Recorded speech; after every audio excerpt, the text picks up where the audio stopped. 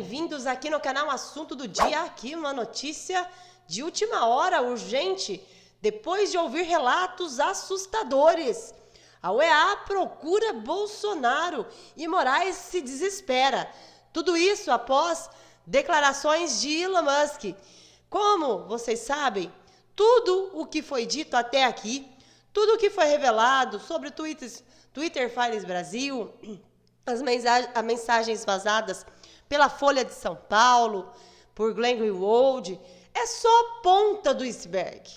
Agora, de fato, acreditamos que a OEA vai fazer aí investigações e há coisas que estão escondidas, que estão sob obscuridade, vão surgir. Elon Musk é óbvio que não ficaria de fora, porque ele prometeu, ele fez promessa há tempos atrás, que ele revelaria o que aconteceu, qual foi a interferência nas eleições de 2022, que o ministro, também relator das milícias digitais, pode sim, ele iria ser preso. Vocês lembram disso, dessas mensagens, dessas publicações que o Elon Musk, agora ele faz uma revelação assustadora. Ex-presidente Bolsonaro também. Fique até o final para você saber melhor sobre este assunto. Deixe o like, compartilhe, se inscreva e ative o sininho para ser notificado todos os dias. Eu sou a Daniela Alvarenga e vamos juntos saber, informar e comentar sobre o assunto atual. Bem, não tem como nós falarmos de outro assunto, porque é o assunto mais comentado nas redes sociais. Informações que acabam de surgir dão conta de que o ex-presidente Bolsonaro se reuniu pessoalmente com integrantes da Organização dos Estados Americanos na manhã desta quinta-feira, ontem, para denunciar o ministro Alexandre de Moraes. Liderada pelo advogado colombiano Pedro Vaca, a comitiva da OEA procurou o ex-presidente em Brasília, depois de ouvir tanto críticos do ministro do STF quanto o próprio magistrado. Bolsonaro, ele saiu confiante do encontro. Óbvio, depois da declaração de Elon Musk, como não ficar confiante? O empresário sul-americano, isso aqui é do jornal do R7, tá? O empresário sul-africano Elon Musk afirmou que os Estados Unidos financiaram a eleição de 2022, que resultou na vitória do presidente atual do Brasil, o desgoverno total, do Brasil. O comentário foi uma resposta de uma publicação do senador republicano Mike Lee, que perguntou se a população americana ficaria incomodada caso o dinheiro norte-americano tivesse contribuído para a derrota do ex-presidente Jair Bolsonaro. Lembrando, pessoal, que a USAID está aí sobre... o Gustavo Gayer está colhendo assinatura. Até ontem, havia mais de 100 assinaturas para a instalação da CPI para investigar tudo isso, sobre essa agência, cujo parece que houve financiamentos aí para beneficiar a esquerda. Isto, o que diz supostamente o Elon Musk, que houve interferência, ele já havia dito sobre interferência lá atrás, antes mesmo da sua rede social ser bloqueada. Ele disse o seguinte, escreveu em inglês aqui, disse o seguinte: bem, o Estado secreto dos Estados Unidos de fato fez. Foi o que disse o Elon Musk. Aqui, entretanto, ele não apresentou provas de sua afirmação ainda, mas existem vários documentos, segundo aí a Ana Paula Henkel, da Revista Oeste, ela disse que eles estão analisando vários documentos, que informações vieram para ela, que cedo ou tarde tudo isso vai acontecer. Não é em 72 horas, não é uma bala de prata, e isto vai um tempo, mas isso vai ser revelado. O ex-presidente Jair Bolsonaro publicou em sua conta no Twitter um print de uma reportagem sobre o assunto, mas não fez comentário algum. Agora, já o Eduardo Bolsonaro agradeceu Elon Musk, que chefia o Departamento de Eficiência Governamental norte-americano, pelo comentário. Agora, o Ocidente tem fortes aliados da liberdade de expressão, completou o filho de Bolsonaro. Já o outro filho, Flávio Bolsonaro, que é senador, afirmou que isto é a pontinha do iceberg. Muita coisa deve vir a público. Completou. Todos os posts foram feitos na plataforma X, que é propriedade do bilionário e sul-africano Elon Musk. Como eu falei para vocês sobre aí o ex-presidente Bolsonaro, sobre a reunião que ele fez com a UEA, ele disse o seguinte: Bolsonaro, ele saiu muito confiante.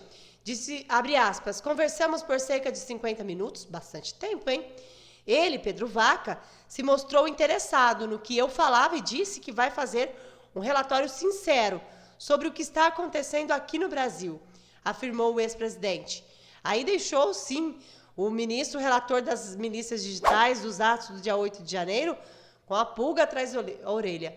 Pense bem nas quatro paredes, em conversa com seus colegas que são aí do lado dele, o que ele não deve ter falado, né, pessoal? O que será que vai acontecer conosco agora? Nós temos que ficar bem esperto, porque a qualquer momento algo muito pior pode acontecer. Porque não adianta, pessoal, tudo que é feito de maneira para prejudicar aqueles que são ungidos de Deus, que são colocados por Deus e agem de maneira correta, cedo ou tarde a casa cai.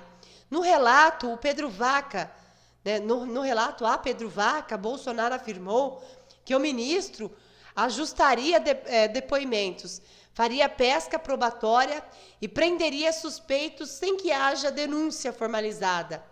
O ex-presidente argumentou que haveria perseguição política a opositores do governo concretizada por meio de inquéritos no Supremo Tribunal Federal. Repito aqui para vocês, as mensagens de Glenn Greenwald que foram vazadas, faltou mais competência, faltou que pelo menos, né, pelo menos um dos ministros sempre, o outro também, foi o André Mendonça e o Cássio Nunes Marques, sempre saíram em defesa desses presos dos atos do dia 8 de janeiro, quando o verdadeiro culpado, aquele que estava dentro da Praça dos Três Poderes, em total conivência com os manifestantes, recebeu alerta da ABIN, inclusive pediu para que Saulo de Moura retirasse o seu nome daquele relatório, para que ninguém soubesse que ele recebeu os alertas. Mas não adiantou. Imagens foram vazadas pela CNN Brasil.